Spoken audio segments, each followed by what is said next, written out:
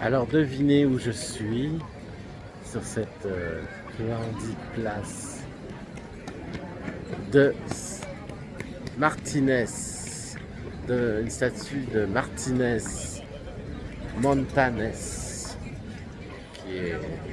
qui a vécu de 1568 à 1649. Je ne connais pas ce personnage, mais c'est sûrement un personnage important de Séville puisqu'il a sa statue.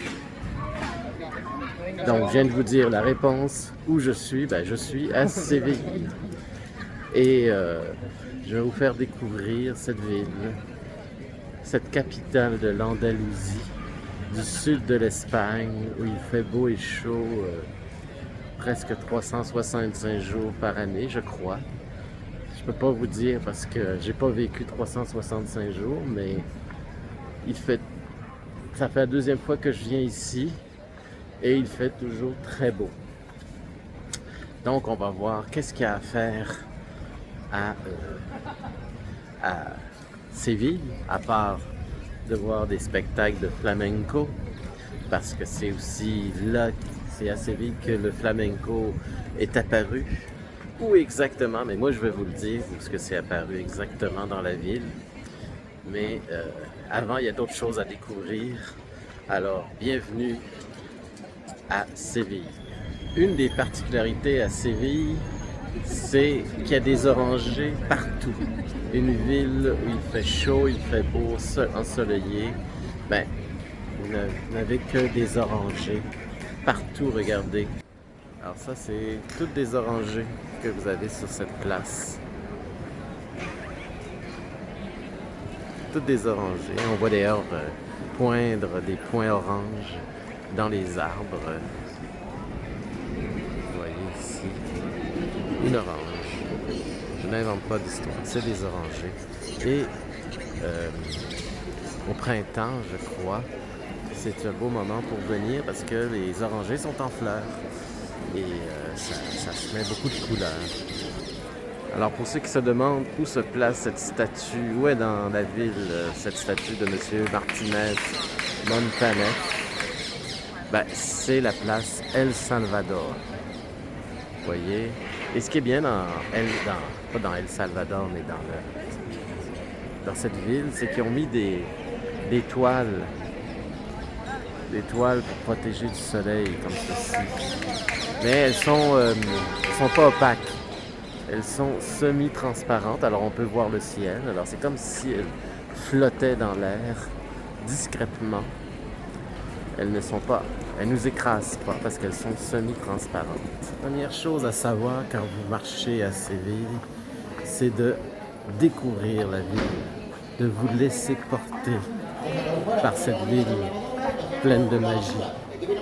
C'est plein de rues étroites du Moyen Âge. Et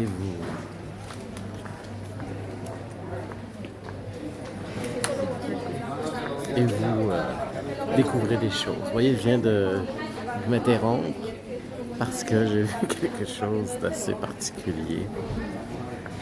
Un endroit pour commander du café et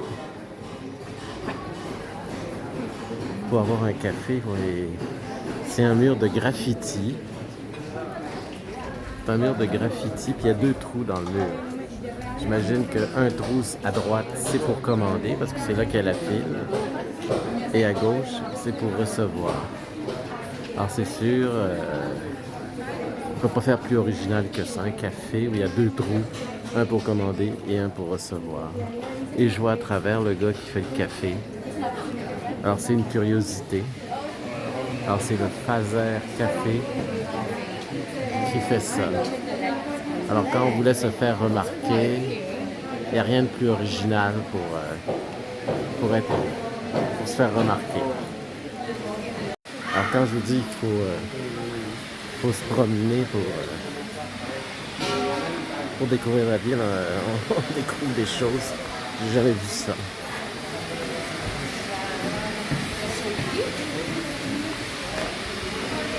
Et il y a tellement de monde. Je suis arrivé hier un dimanche. Non, je suis arrivé avant-hier, mais j'étais tellement crevé que j'ai commencé à me promener dans la ville hier. Il n'y avait personne. Et là, c'était pas entendu mes derniers mots, mais c'est ce que je disais tout simplement, qu'il y avait plein de monde. Alors, c'est vraiment amusant. Alors, je vous amène découvrir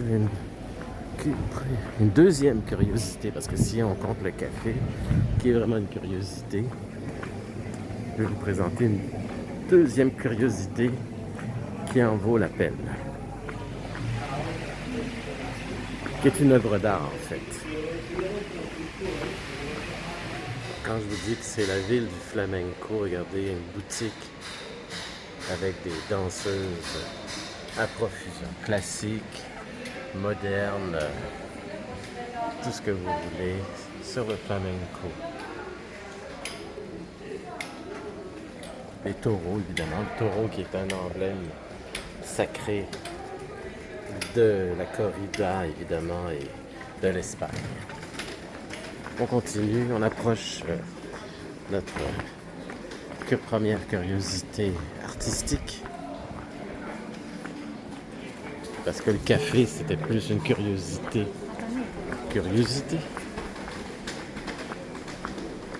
Là, on s'en va vers une curiosité. Ben, c'est pas une curiosité, c'est une œuvre d'art monumentale, assez récente. Certains vont savoir de quoi je parle, mais je vous garde la surprise. Alors, la première chose à découvrir, c'est excusez-moi, c'est le Métropole Parasol que vous voyez sous les yeux. C'est cela, c'est une sculpture dans laquelle vous pouvez monter. Et c'est vraiment impressionnant, comme vous pouvez le voir. C'est monumental. Et c'est très beau. Moi, j'aime ça. Ça fait un peu... Quand tu vois ça la première fois, tu as l'impression que c'est en carton. Tu sais, on voit ça, des constructions en carton. Et ça fait me penser à cette sculpture majestueuse et très réussie, qui met en valeur, d'après moi, la ville de Séville. Malgré que Séville, c'est une ville du Moyen-Âge, parce que les rues sont encore très étroites, comme on retrouve dans les villes du Moyen-Âge, cette sculpture-là s'intègre parfaitement dans l'univers de Séville. Vous voyez, il y a un escalier qui nous permet de monter, mais vous pouvez aussi, ça devient une plateforme pour voir la ville. Séville, quelle belle ville. C'est très gros, cette sculpture. Alors d'après moi, il faut venir à Séville pour voir ça. Et ça fait un peu d'ombre, hein? Comme vous pouvez voir. Les gens se mettent ici. Ça devient un pseudo-parc où l'arbre est une structure. Vous voyez? C'est, à mon avis, très audacieux et très réussi.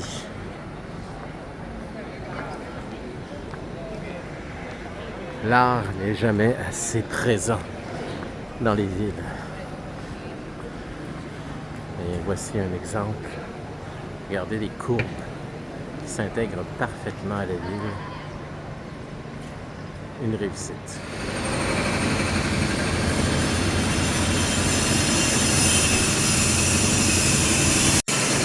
C'est fou tout ce qui peut pousser ici.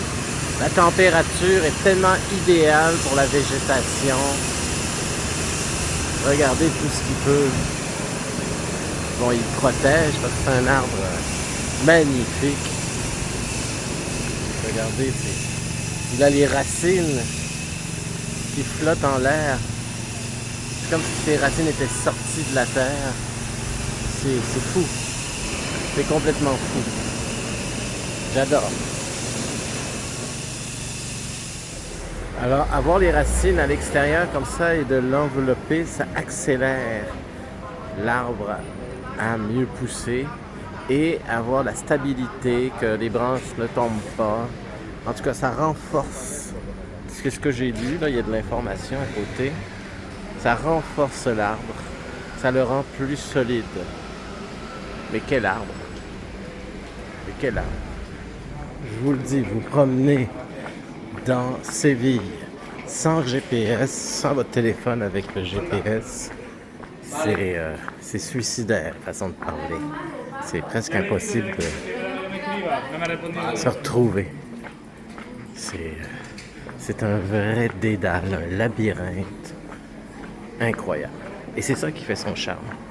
C'est de marcher dans cette ville et de se perdre.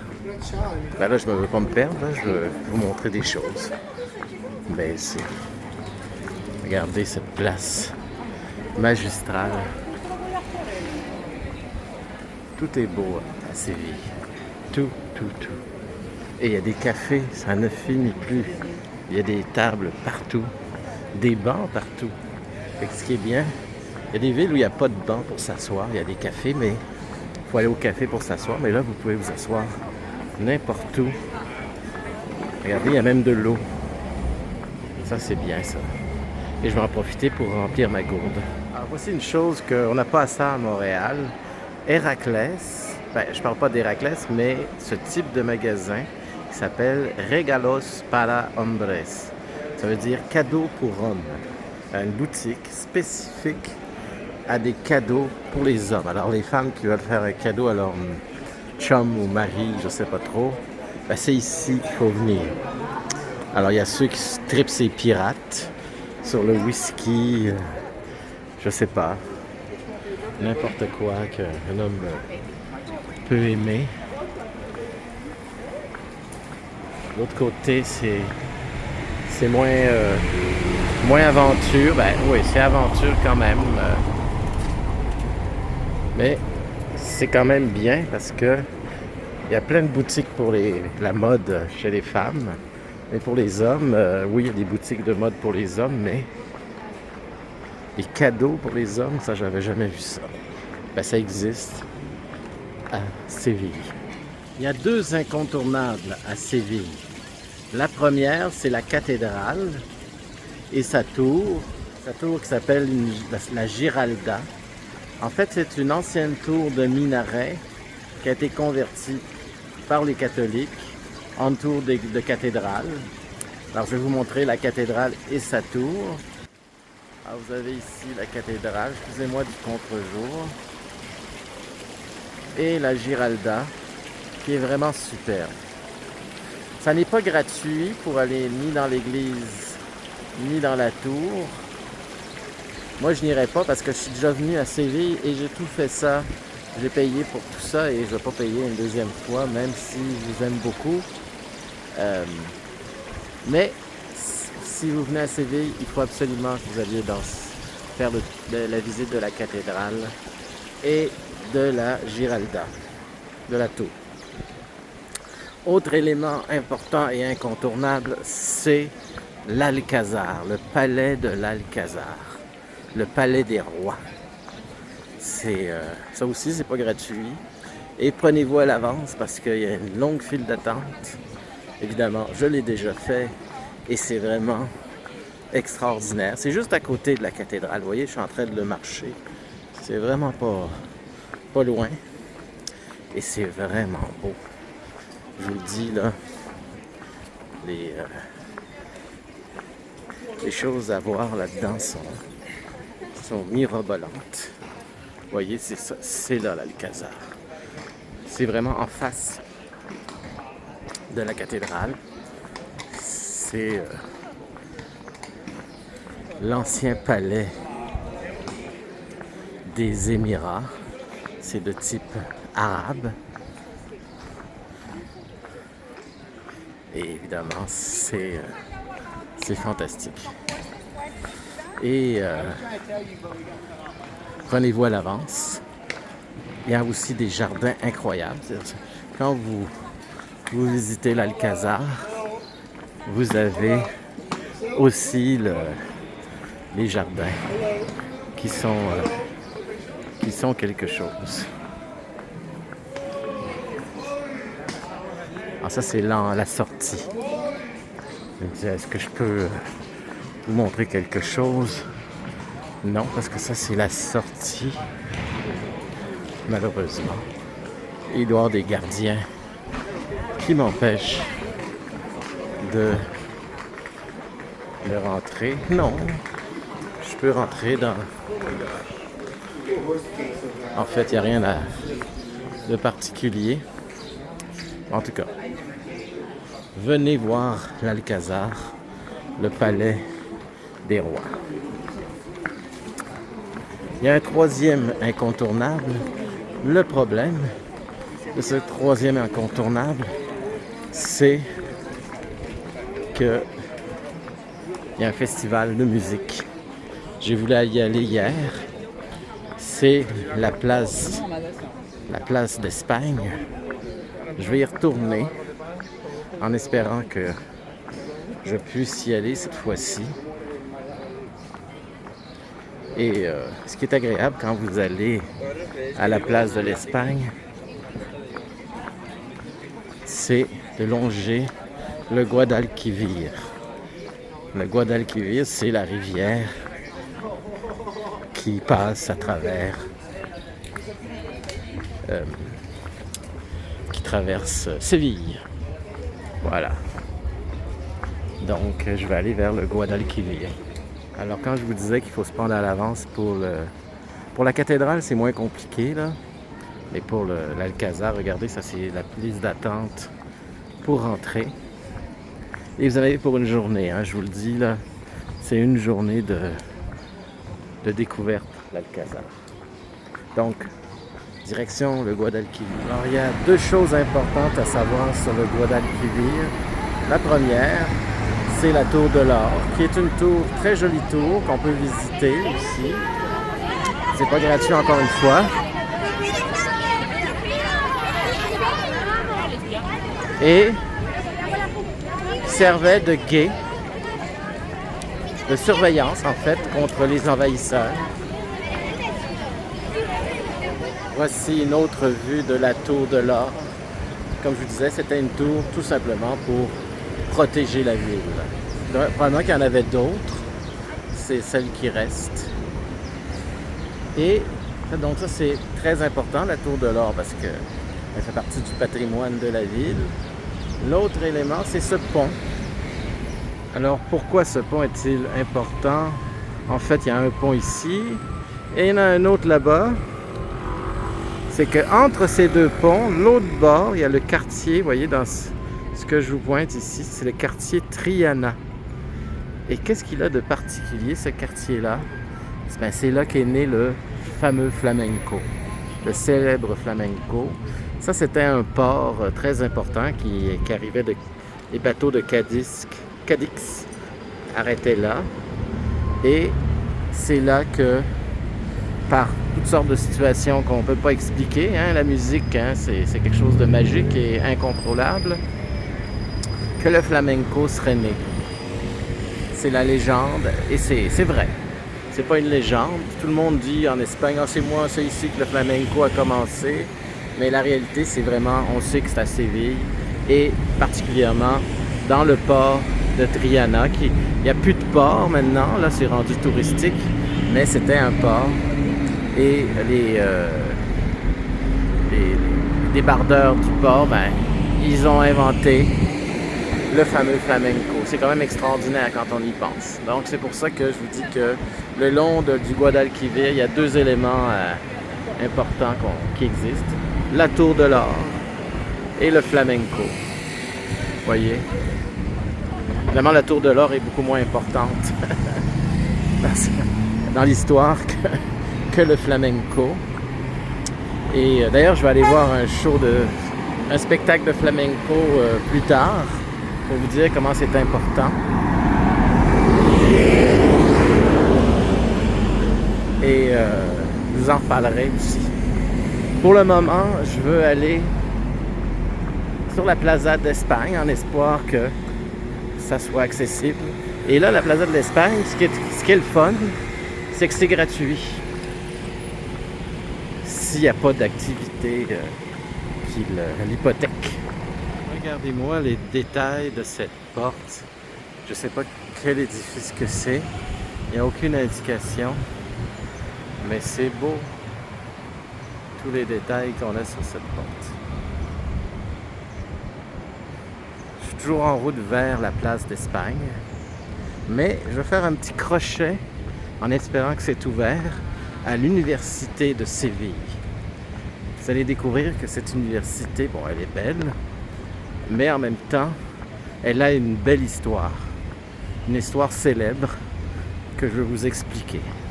Je m'en vais vers l'université de Séville, mais je ne pouvais pas m'empêcher de vous montrer cet arbre incroyable, de toute beauté. La nature est vraiment magistrale à Séville. Tout pousse. Il y a des orangers partout. Il y a des arbres majestueux. Alors, je suis à 2 pas de cette université. J'espère que c'est ouvert, que on va pouvoir y aller. Je me souviens que la dernière fois que j'étais venu à Séville, on avait pu rentrer. Et c'est une belle place. En fait, c'est là. Il y a des...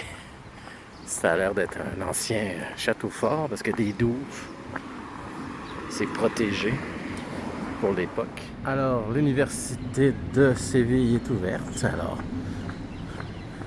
comme elle est à l'UQAM, on peut rentrer sans problème. C'est un lieu de savoir, donc le savoir est une chose essentielle et ouverte à tous. Vous voyez, c'est un lieu superbe. J'en profite pour vous le montrer. Et je vous raconte l'histoire après. L'histoire qui a eu lieu en ces murs. D'ailleurs, il y a un portrait ici qui est en lien avec notre histoire. Vous voyez, c'est marqué ici « Fabrico de Tabaco ». Je ne sais pas si vous voyez ici, Fabrico de Tabaco, Sevilla. En fait, ce que vous voyez ici, c'est une ancienne fabrique de tabac.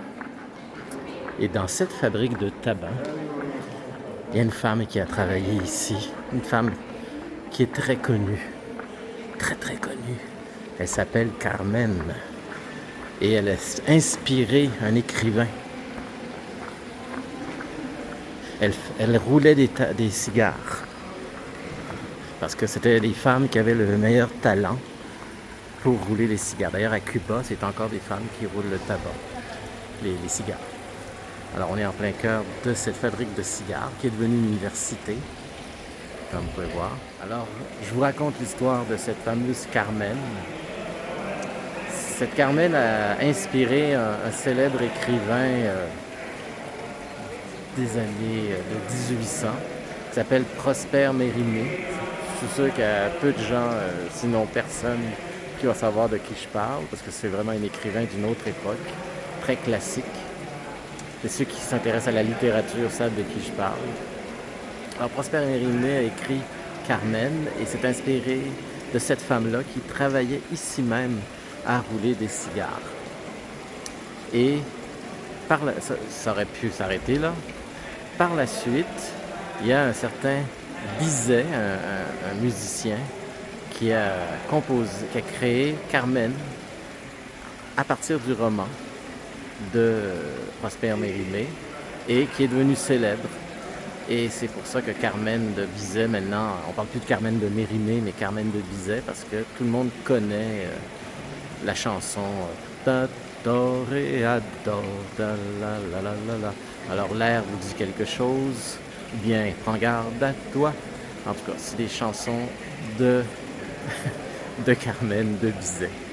Donc, c'est très important. Quand vous faites la visite de Séville, le guide va toujours vous parler de Carmen, qui était l'inspiration de ce fameux opéra célèbre et international, le fameux opéra de Carmen de Bizet. Alors, c'était ça l'histoire de... Ah, vous voulez savoir comment ça finit? Mais ça finit mal, les opéras. c'est dramatique parce qu'il y a des histoires de jalousie et de meurtre, etc. Je ne raconterai pas toute l'histoire, mais c'est très mélo. Donc, c'est très triste la fin. Alors, j'ai une très bonne nouvelle à vous annoncer. La place d'Espagne est ouverte. Sauf qu'il y a une scène dessus qui vient un peu gâcher l'endroit. Mais au moins, c'est ouvert. Vous voyez, c'est... Alors, la scène qu'il y a là n'existe pas d'habitude. C'est là qu'il y a un festival. Hier, j'ai voulu venir, puis c'était fermé. Mais on peut se promener, vous voyez, c'est ça qui est... C'est un demi-cercle. Je vais vous montrer qu'est-ce que c'est exactement. Et il y a des petits... il y a un bassin où vous pouvez promener en bateau. Mais ça a l'air que les bateaux, il n'y en a pas. D'habitude, il y a des bateaux où tu peux te promener en bateau. Alors, ça s'appelle la place de l'Espagne parce qu'il y a des mosaïques super, vous voyez, comme celle-ci sur Alicante, qui est une région en Espagne. Vous voyez, Alicante, on nous montre exactement un plan en céramique. Almeria, toutes les provinces de l'Espagne sont illustrées ici de façon magistrale par des mosaïques. Et les Espagnols, la tradition des Espagnols, c'est de venir se faire photographier dans leur région de leur origine. Vous voyez, c'est ça la place de l'Espagne. Il y a des petits ponts très jolis, comme ici. C'est sûr que d'habitude c'est plus beau s'il n'y a pas cette scène qui vient tout gâcher. Mais c'est un lieu mythique. Ça a été créé en fait en 1929 pour l'exposition universelle à Séville qui a eu lieu ici. Donc c'est dans cet esprit-là, puis évidemment, vu que ça a été une réussite, cette place d'Espagne, ils l'ont gardée.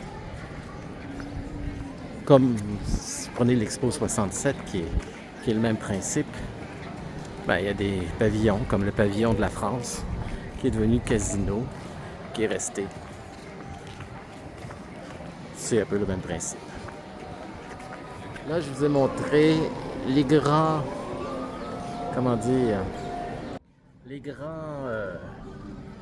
les grands éléments à connaître, à visiter à Séville. Là, je vais vous montrer plus la vie et l'esprit de Séville. Je vais vous amener dans un quartier qu'il ne faut pas manquer non plus, qui fait bon se promener.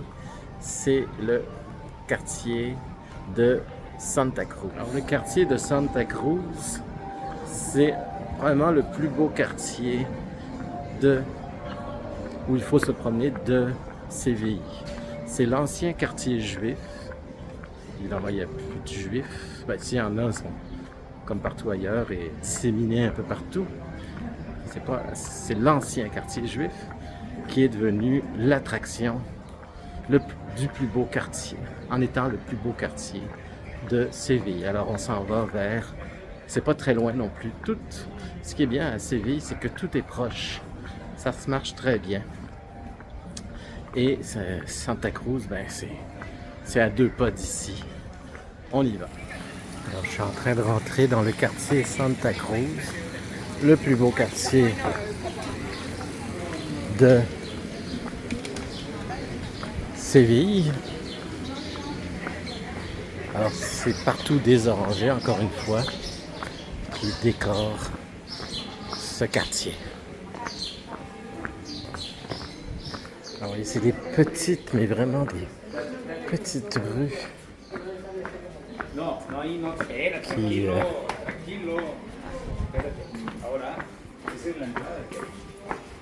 qui passent un peu partout.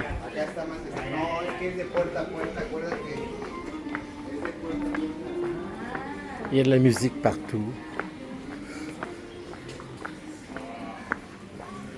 De la couleur. C'est très beau. Des fontaines. Ça, c'est une rue. croyez-le ou non. On est dans une rue. Alors comme je vous disais, c'est des rues du Moyen-Âge.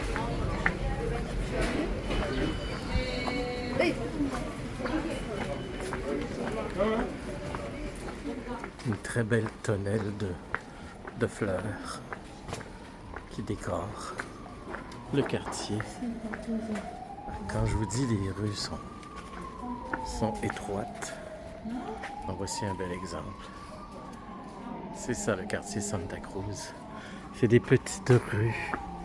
Si vous venez à Séville, vous louez un Airbnb ou quoi que ce soit, vous prenez ça dans Santa Cruz. C'est le meilleur spot, le plus typique. Juste à côté, vous avez le jardin de Murillo. Avec des arbres encore là phénoménales. On se croirait dans la jungle amazonienne ou en Afrique, je sais pas, dans des régions tropicales intenses. Mais on est à Séville. Ça, c'est le jardin de Murillo. Alors que vous pouvez vous promener comme ça, en toute quiétude.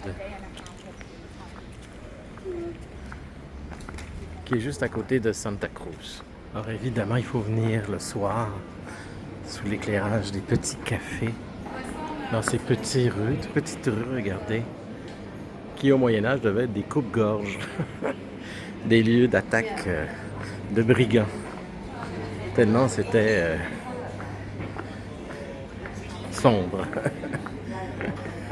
Maintenant, regardez, c'est hyper touristique. Il y a plein de petites boutiques. Voyez.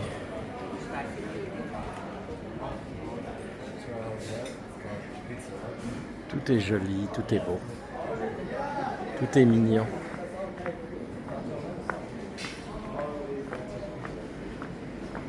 Alors c'est ça le quartier Santa Cruz. Un quartier où il faut s'y perdre.